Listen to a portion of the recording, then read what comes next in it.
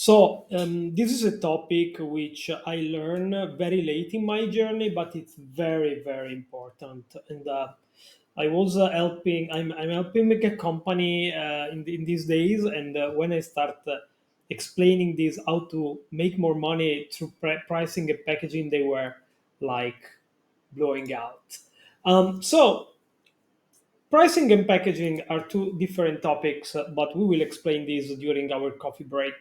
Um, those are different variables when you think about pricing and packaging. One is um, we should package the product one size fits all, or we should package the product based on different verticals, like different packages based on the feature the specific use cases or industries want.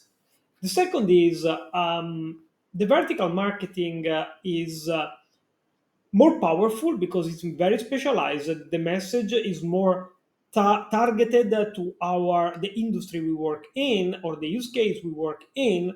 Of course, is more uh, expensive and it's more labor intensive, but for sure it increases the conversion rate. Um, Third, what means verticalizing a product? I mean, means developing features and making different product for different industry, or this just a matter of package? And verticalize sales means do we have to verticalize sales, specializing the sales team per industry or per specific use case, on top of the geographies where specialization is very important for for fitting, for culture pattern fit. So those are all the topics that plays a role inside the packaging of the product. Um, what means verticalized per use case? Means that what are use cases? Use cases, as we discussed already, are how the product is used, in which department, and for what. For example, if you have an training in the health and safety department, would be health and safety training. If you're training for sales, can be sales enablement or sales onboarding. And there are way more in the CRM industry. In the school is a relationship with parents. In the software is probably for selling software. So the use cases are different, and use cases and industry vertical are two different topics. Use cases are for what the product is used, for the industries in which market we play. We play in insurance, we play in government, we play in healthcare, we play in banking, we play in tech, and so on and so on. And Another topic to touch is, can use cases be horizontal cross industry? Sometimes yes, sometimes not. For sure, the more horizontal, the better it is. For example, health and safety for sure is an horizontal, but there are different level of health and safety based on the risk of the industry. Uh, Recruiting probably is horizontal, but for example, I don't know. R&D in drug discovery can touch very few industries. Financial regulation can touch few industries, etc., etc., etc. Um, what are the reason because different segment in the market choose a specific product? I'm oversimplifying, but this can give you a mental framework to think how you have to act and behave when you approach a small business, mid market, and top of the industry. I mean, the biggest, the Fortune 2000 or whatever. Small business usually is driven by cost. I mean, they try to buy the cheapest one, the smallest one, the one with the not locked in 3 years contract, and so on and so on. Mid market features are playing a role. They try to buy the best of breed, the one that fits most of the use cases, especially if C level are not involved to the purchase. In very high end industries, especially in the high end of the pyramid, that means C level and MVP, features are important, but value, the perceived value of the product. I mean, investing 100 to get out 1,000 of return of investment is the factor you should take in consideration. For example, this is the return of investment calculator we used in Docebo. It's on the website, nothing secret.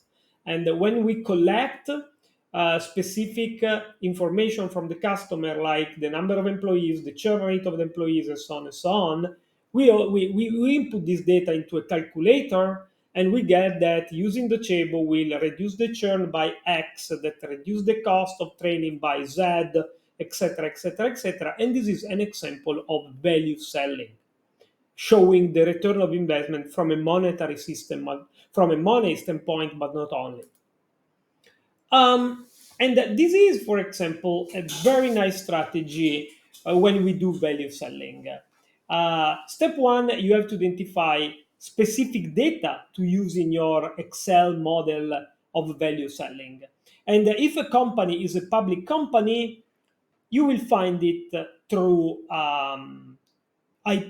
stock market filing. By the way, I just discovered that a guy built a ChatGPT system to look through filings to get those kind of information. Then you add these data into the ROI calculator, which is your Excel file or your system or your website or whatever. Then you digest the data and measure the ROI. And then when you are presenting to the customer or demoing to the customer, you show those data saying, oh, those are your numbers. And maybe the customers don't know exactly their numbers because they are not reading their stock market filing every day. And this is the ROI. And you get the wow effect. It's a very powerful technique using public data to drive your demo, your sales pitch, your decision, or also your outbound strategy. Um, Now let's go through the another concept that is SKUs. SKUs means sales key units and are all the items that compose your price list and are mapped, of course, inside your CRM. Usually, you have the core product. You have other services like help desk, gamification, creative features, and then you have professional services. Some of them are recurring revenues, some of them are not, but if well executed, will give you more net dollar retention because of stickiness or increase of adoption. But what's important here? SKUs are the elements that compose an offer. I mean, one customer is buying core product, feature one, help desk, and professional services. And here we go with something that is extremely important because it drives your sell, upsell, cross sell strategy. The art of packaging. You can package a product in different way, from the simplest to the more flexible and complex. The all-in-one is I sell only one product, one price, one number of users, or maybe probably some more. The only variable can be number of users, but it's a product. I mean, there is no way to have different SKUs. Or we buy through use cases. Remember, different packages for different industries. Or we do the classical software as a service, good, better, and best. Small business, it's okay. Better is mid enterprise, very large enterprise, this package. Then you have my favorite, the core plus more. You sell the base, and you put on top services, other features, and blah blah blah blah blah blah. And then you have a la carte, where nothing is written on the stone. There is nothing core to sell, but you need to assemble your own offer.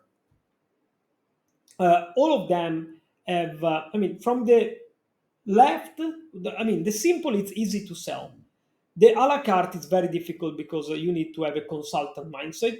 My favorite are good, better, and best, but my favorite one is core plus more. What are the elements in play to create those packages? You have discount and payments. This is part of the pricing strategy, and we will see how later. We can also play or having policy on price per users.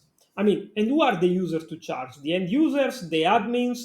It's charged by monthly active users or yearly active users, and then per feature pricing. What are the features that need to be core in the product, and what are the features that need to be, on top? And why and when it's better to sell it. It's better to sell it when we acquire the customer or later in the journey as upsell and cross sell. Then we have logical limitations. storage, API limits, processing powers. I mean, ChatGPT is limiting by API the pricing models based on that for in the enterprise. Then you have professional services, the onboarding package, the help desk package with different level of responsiveness, different SLA, etc., etc., etc. Bundling. I mean, do we have to sell one feature each? And maybe we have 10 features, or maybe we can create three packages with the three feature each. This is another topic because having very, very granular offering can be confusing. Having bundling can add the rigidity to the offer. This is an example of an executed pricing framework. As you can see, we have two packages, better and best in this case, but it can work in everyone. So you have the core product, and you have two layers of core product. The one with minimum ticket of 25,000 bucks, the other is 60,000, and then you have discounting, which is, for example, if the customer commit only for 1 year, you have plus 15%, and of course you're not gonna tell to the customer, you just show the offer with the final numbers. If they commit 3 years, you can do minus 5%. So you have a way to direct the policy. I mean, you want more multi-year contracts? It's okay. Let's give an incentive. So prepayment 6 months is plus 5%, 1 year 0, and then there is per feature pricing where the better package can have only three feature. In the best package there are feature 4 or 5 that are not in the better package. So if the customer wanting, they need to move to a higher plan or an higher package. Logical limitation, for example, API calls, number of possible integration, custom SMTP only for the best package. You need to play with this table. Professional services, for example, the onboarding for small business customer are only online. Support is ticket only. When you are an enterprise customer, you have online or on site, a ticket and phone for support. As you can see, it's very, very fragmented, and it can create a lot of value.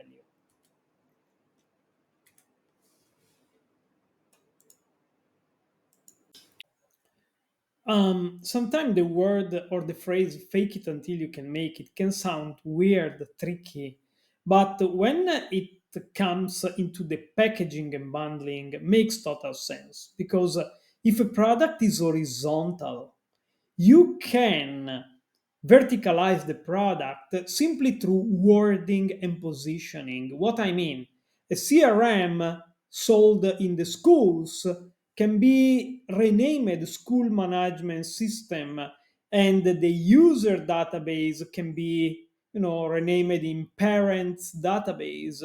So a product that is horizontal, which have been repackaged only through wording and of course through market verticalization specifically for the industry you target, it's a fake it until you can make it. It's just a different package for the same product.